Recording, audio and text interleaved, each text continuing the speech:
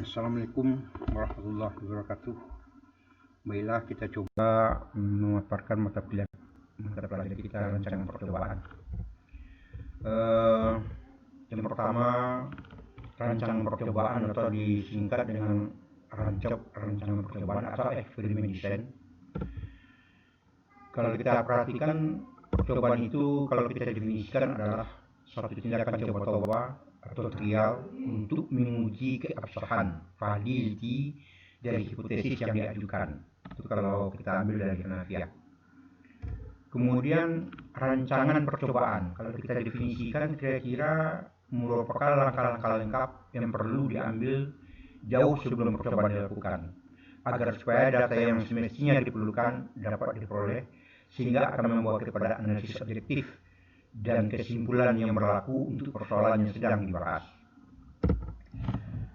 Tujuan daripada rancang ini adalah usaha untuk memperoleh informasi maksimum dengan menggunakan biaya yang minimum. Itu tujuan. Karena penelitian itu membutuhkan biaya yang besar, maka kita harapkan informasinya bisa maksimum dengan biaya yang minimum. Selanjutnya, istilah-istilah dalam rancangan percobaan. Yang pertama, perlakuan. Kemudian ada nanti istilah kedua, unit percobaan. Yang ketiga, variabel respon. Nah, contoh dari istilah-istilah itu kita buatkan dalam bentuk contoh dengan judul penelitian. Misalkan jika judul satu penelitian itu adalah pengaruh suhu yang berbeda terhadap daya tata seluruh air kampung dalam kotak penetasan. Nah, dari sini, dari judul penelitian di atas, sebagai perlakuan kira-kira apa? Sebagai perlakuan adalah sebenarnya suhu. Dan sebagai unit percobaan, dan kemudian sebagai variabel respon. Sebagai perlakuan di sini adalah suhu yang berbeda. Sedangkan sebagai unit percobaannya adalah telur ayam kampung. Variabel yang diamati kalau di sini adalah daya tetas telur. Jadi dari judul pengaruh suhu yang berbeda terhadap daya tetas telur ayam kampung dalam kotak penetasan. Dari judul ini kita tahu perlakuan itu adalah suhu yang berbeda. Sebagai unit percobaannya adalah telur ayam kampung. Dan variabel responnya adalah daya tetas telur. Nah, contoh kedua, katakanlah pengaruh suhu dan kepadatan yang berbeda terhadap daya tetas telur ayam kampung dalam kotak penetasan. Nah, apa sebagai perlakuan, unit percobaan, dan variabel respon? Sebagai perlakuan di sini ada dua, suhu dan kepadatan yang berbeda. Suhu yang berbeda dan kepadatan yang berbeda. Itu sebagai perlakuan. Unitnya tetap telur ayam kampung, variabelnya juga tetap daya tetas telur. Prinsip dasar dalam rancangan percobaan. Yang pertama, replikasi, ada ulangan. Replikasi atau ulangan. Dan mungkin percobaan itu hanya sekali, kemudian langsung disimpulkan, mungkin. Jadi minimum biasanya 3 kali. Kemudian ada randomisasi atau pengacakan. Jadi maksudnya randomisasi atau pengacakan tanpa ada pilih kasih gitu. Kemudian ada kontrol lokal. Selanjutnya, klasifikasi rancangan percobaan. Kalau kita coba mengklasifikasikan rancangan percobaan ini, ada satu percobaan non faktorial, percobaan faktor tunggal atau percobaan faktor tunggal. Kemudian yang kedua nanti ada percobaan faktorial. Nah, percobaan non faktorial itu rancangan acak lengkap, RAL. Kemudian yang kedua ada rancangan acak kelompok, disingkat dengan RA. Yang ketiga nanti adalah rancangan butir sakralatin, yang singkat dengan RBL. Kemudian untuk rancangan faktorial juga ada rancangan acak lengkap, rancangan acak kelompok, rancangan butir sakralatin, tetapi ada tambahannya adalah rancangan peta terbagi atau RPT atau split plot design, dan rancangan kelompok terbagi RKB, split block design. Nah, ini tambahan yang D dan E ini tambahan model rancangan untuk percobaan faktorial. Oke. Itu jenis-jenis rancangan yang kita bicarakan. Yang pertama adalah rancangan acak lengkap, RAL, rancangan acak lengkap. Model matematik rancangan acak lengkap itu Y sama dengan mu PI EIJ. Nah, kita lihat satu-satu. Di mana YIJ variabel respon karena adanya perlakuan KI dan ulangan KJ. Sedangkan mu rata-rata variabel respon. Sedangkan PI pengaruh perlakuan KI. EIJ adalah kekeliruan karena adanya perlakuan KI dan ulangan KJ. Nanti simbol-simbol model matematik rancangan acak lengkap. I itu menunjukkan banyaknya perlakuan, biasanya sampai P, 1, 2, 3, 4, 5 sampai P. Sedangkan J itu adalah menunjukkan banyaknya replikasi atau ulangan. Biasanya J sampai R, I sampai P, 1, 2, 3 sampai R. Nah. Selanjutnya, bagan rancangan acak lengkap. Nah, contoh untuk rancangan 5 kali 3, 5 perlakuan dan 3 kali ulangan. Berarti katakanlah perlakuannya itu A, B, C, D, dan E. 5. Sedangkan ulangannya ada 3. Ulang pertama, ulang kedua, dan ulangan ketiga. Kalau kita kombinasikan antara perlakuan dengan ulangan, akan ada kombinasi perlakuan dengan ulangan itu 15 unit perlakuan. 15 unit percobaan. Akan ada A1, A2, A3, B1, B2, B3, C1, C2, C3, dan selanjutnya. Sampai nanti E1, E2, terakhirnya E3. Jumlahnya 15. Nah, kalau percobaan itu harus kita sediakan 15 unit percobaan. Katakanlah kotak-kotak ini merupakan unit dari percobaan. Jadi harus disediakan 15 unit percobaan. Kemudian kombinasi perlakuan ini harus kita acak ke dalam 15 unit percobaan yang ada. Ini kita acak. Mungkin yang paling pinggir itu B1,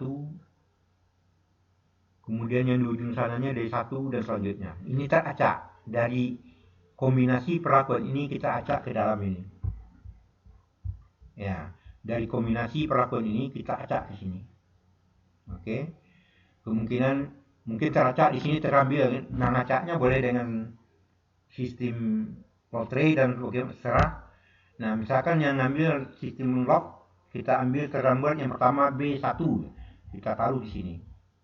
Kemudian yang keempat kita ambil D1, kita taruh di sini, dan selanjutnya. Itu serah bagaimana cara mengacaknya. Nah, selanjutnya itu kira-kira bentuk bagan rancangan acak lengkap, teracak semuanya. Nah, kemudian kalau tabelnya, tabel bantunya bisa kita jadikan ini. Dan ini kita baca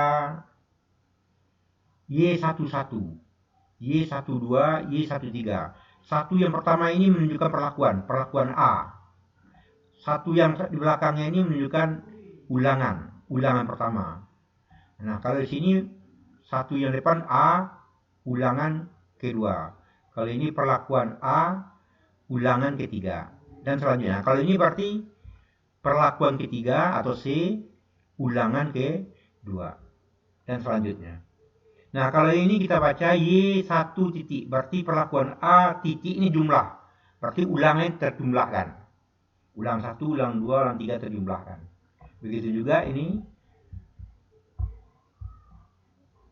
Kalau kita lihat J2 titik. Artinya perlakuan B dijumlahkan dari ketiga ulangannya. Kalau ini mencari Y rata-rata, masing-masing perlakuan untuk perlakuan A, perlakuan B, perlakuan C, D, dan E. Ini jumlah untuk ulangan pertama, ulangan kedua, dan ulangan ketiga. Nah, secara dapat data dari lapangan kita perlukan dalam tabel ini. Kemudian baru kita analisis. Menganalisanya ada langkah-langkah yang harus kita lakukan. Langkah-langkah analisa data. Yang pertama, menentukan faktor koreksi, disingkat dengan FK. FK itu rumusnya adalah Y titik kuadrat. Nah, lihat ke sini. Ini dia, jumlah keseluruhan. Dibagi dengan P dan R. Nah, berapa banyak ulangan, banyak perlakuan dikali dengan banyak ulangan. Kalau di sini perlakuan kita ada 5 kali dengan 3. Kalau tabelnya seperti itu. Kemudian menentukan jumlah kodrat perlakuan, disingkat dengan JKP. JKP itu rumusnya adalah sigma Y I titik kodrat. Nah, maksudnya yang ini kita ambil. Perlakuan berarti Y1 kodrat. Ini dikodratkan. Lihat ini. Nah, ini jadinya. Yang dikodratkan itu adalah jumlah dari masing-masing perlakuan. 1, 2, 3, 4, 5. Ini dia. Dikodratkan semuanya, dijumlahkan. Perhatikan, pembaginya kalau perlakuan pembaginya R. R itu banyaknya ulangan. Dibagi kalau di sini baginya 3. Pembaginya adalah 3. Dikurang dengan FK. FK itu adalah nilai yang kita dapatkan dari nomor 1. FK dari nilai sini nanti yang kita dapatkan. Nah, kemudian langkah berikutnya harus kita cari adalah menentukan jumlah kodrat total, JKT. JKT itu rumusnya adalah JKT sigma YIJ kodrat kurang FK. Maksudnya adalah JKT itu kita ambil dari masing-masing nilai ini. Kodratkan. Semua nilai yang ada di sini kita kodratkan. Sampai nanti antara akhirnya Y53. Ini dikodratkan. Dijumlahkan. Nah, itulah yang kita dikurang dengan FK. Itulah yang menjadi nilai JKT. Jadi JKT itu semua nilai-nilai dalam menu ini kita kodratkan. J11, J12, sampai nanti J53 dikodrat dengan FK. Yang keempat adalah menentukan jumlah kodrat galat, JKG. JKG itu adalah JKT dikurang JKP. JKT kita tahu ini hasilnya. JKP tadi yang tadi. Sudah kita cari tadi. Kurangkan aja lagi. Dapat nilai JKG.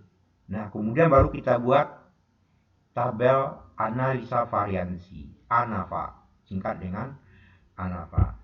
Dari bentuk tabel ANAVA itu ada seperti ini. Ada sumber variasi, pada sumber variasinya ada perlakuan, ada galat, ada total. Kesampingnya DB derajat bebas, JK jumlah kodrat kita terjemahkan, KT itu kodrat tengah, F hitung, F tabel itu ada selalu 2, 0,05 dan 0,01. Nanti kita jelaskan. Nah, DB ini rumusnya ada P kurang 1. Nah, P itu menunjukkan banyaknya perlakuan. Berapa perlakuannya? Kalau perlakuannya 5, 5 kurang 1.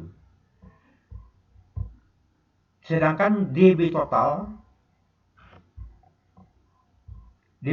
itu adalah P kali R kurang 1. Berarti banyaknya perlakuan dikali dengan banyaknya ulangan kurang 1.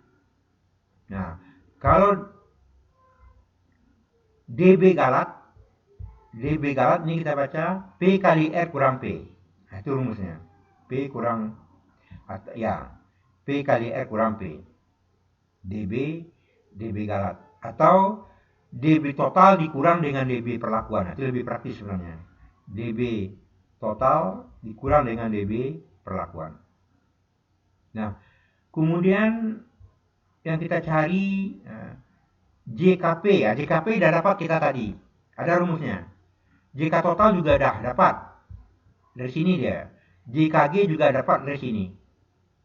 Jadi JKP, JKG, JKT itu sudah kita cari pada langkah-langkah 1, 2, 3, dan 4. Nah, kemudian kita cari lagi KT, kodrat tengah.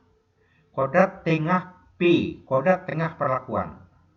Yaitu adalah JKP dibagi dengan DBP. Maksudnya adalah nilai JKP ini, jumlah kodrat perlakuan, dibagi dengan DB yang ini. Begitu juga untuk kodrat tengah galat. Galat ini kadang-kadang dikatakan juga sisa. Kodrat tengah galat. Galat ini adalah JKG dibagi dengan DB-nya, DB galat.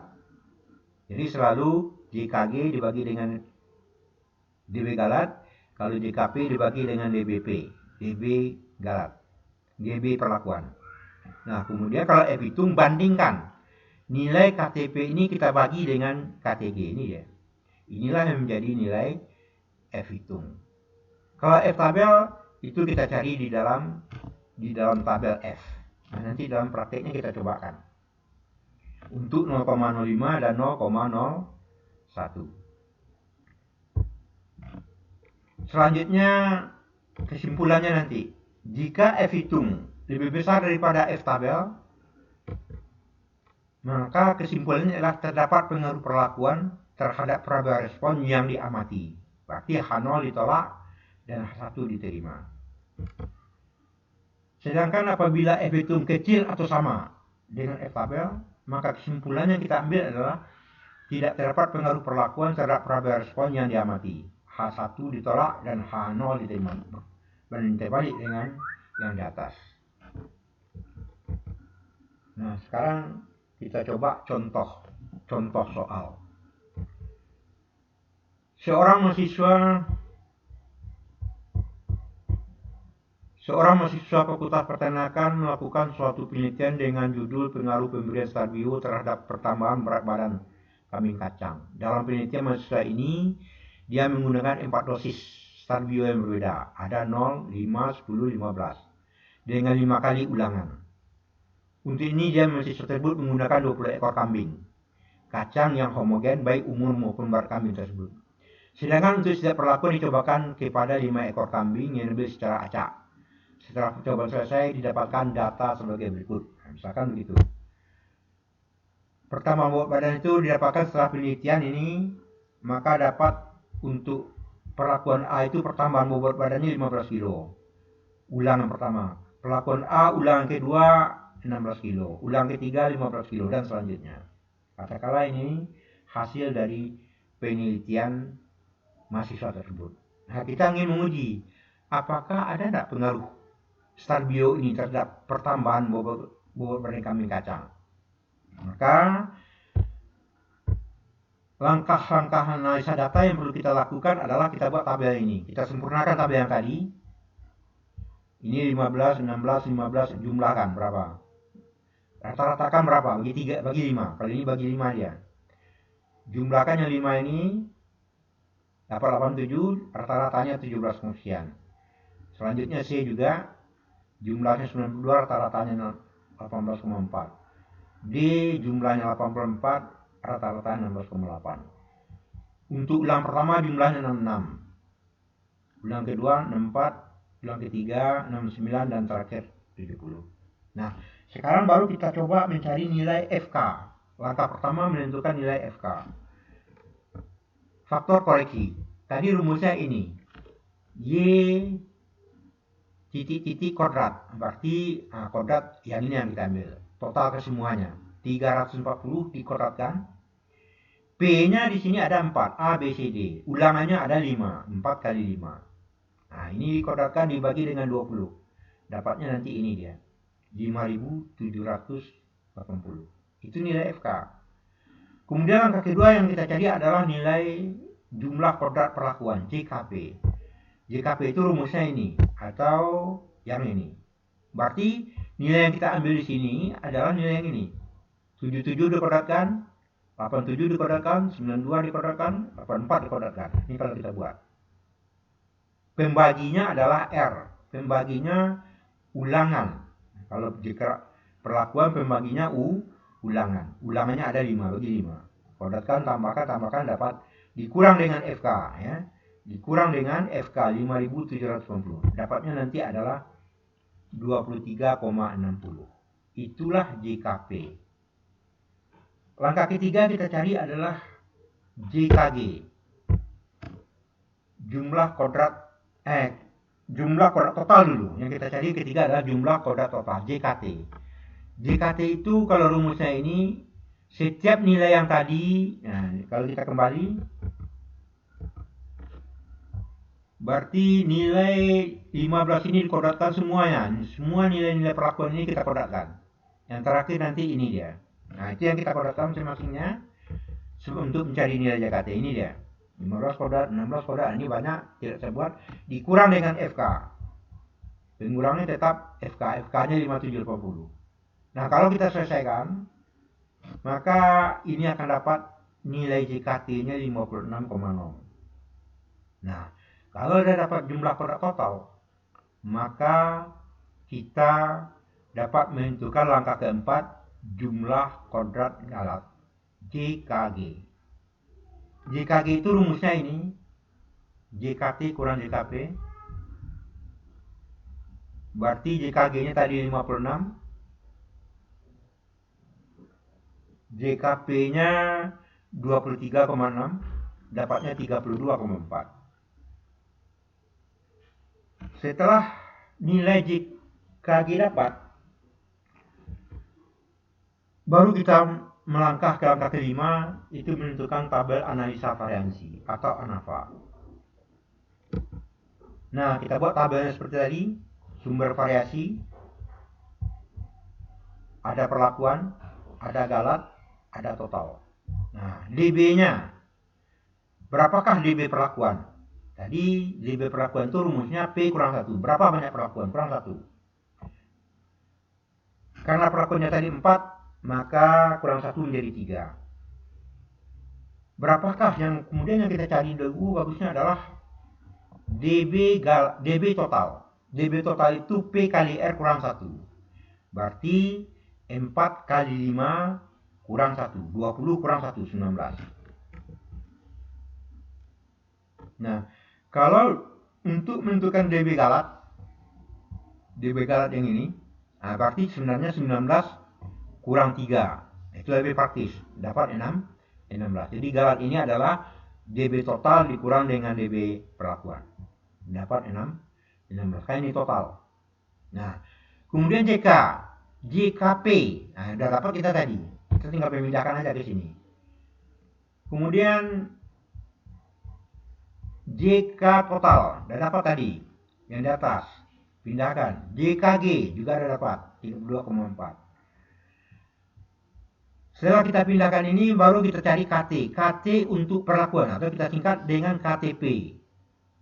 Berarti JKP dibagi dengan 3. Nah, ini dia. Kalau KTG, berarti 32,40 bagi 16. Ini dia. Nah, kemudian baru kita cari F hitung dengan cara membandingkan nilai KTP dengan KTG. Berarti 7,8667 dibagi dengan 2,0250. Dapatnya ini. Nah, kemudian baru kita cari nilai F tabel di dalam tabel F.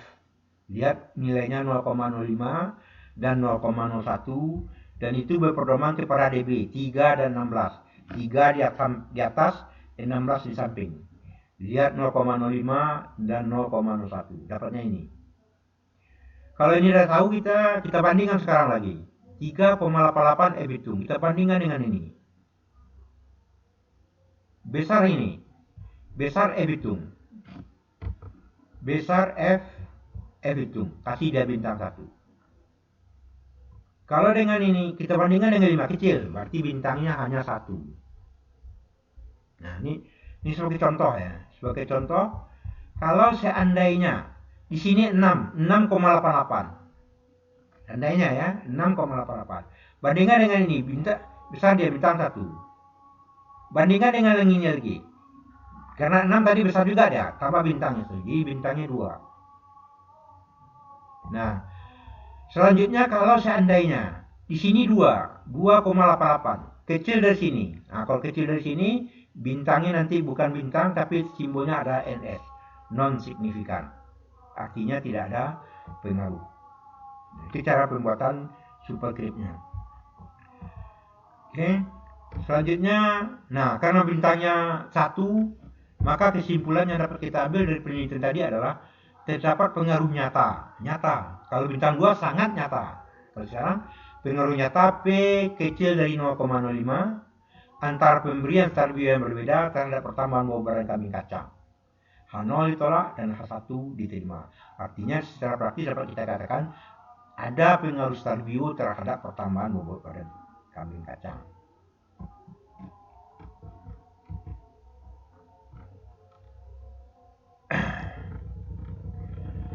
Selanjutnya, nah ya, oke.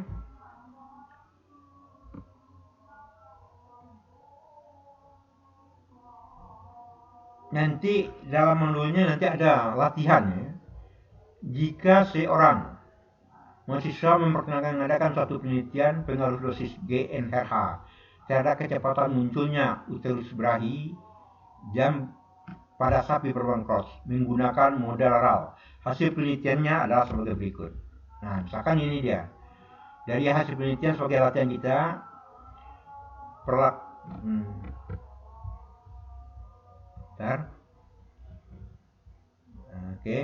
perlakuannya ada 3. Perlakuan kontrol B, C.